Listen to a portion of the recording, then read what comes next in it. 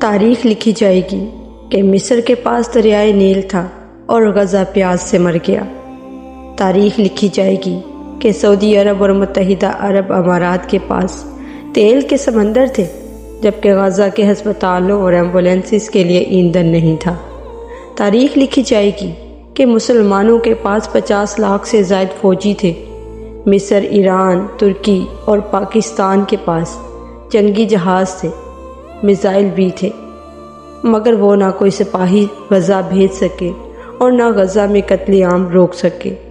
تاریخ لکھی جائے گی کہ سعودی عرب نے اربوں ڈالر ناچ گانے کی پارٹیوں پر لگا دیے، لیکن غزہ میں روٹی پانی نہیں تھا۔ اور تاریخ لکھی جائے گی کہ 1947 میں پاکستان اسلام کے نام پر بنا تھا، لیکن اس نے غزہ میں اپنے بھائیوں کی مدد کے لیے کچھ نہیں کیا تھا۔ اور تاریخ لکھی جائے گی کہ ایران اور ترکی نے اسلام کا نام تو بہت استعمال کیا، لیکن غزہ کے قتل عام کو روکنے کے لیے ایک قدم بھی نہیں اٹھا سکا تھا، جبکہ مسلمانوں کے قتل عام میں حصہ بہت ڈالا تھا۔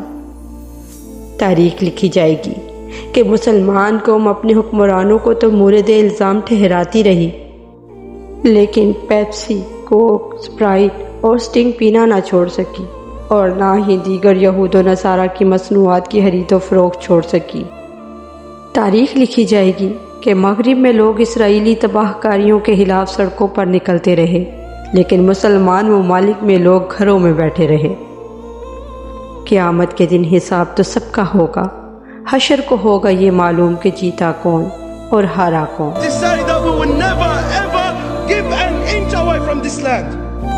When they know young brothers and sisters like yourself who are so concerned about a matter they thought they made you forget it, but they are wrong, because as long as we live and as long as we breathe air, Palestine will never ever be forgotten.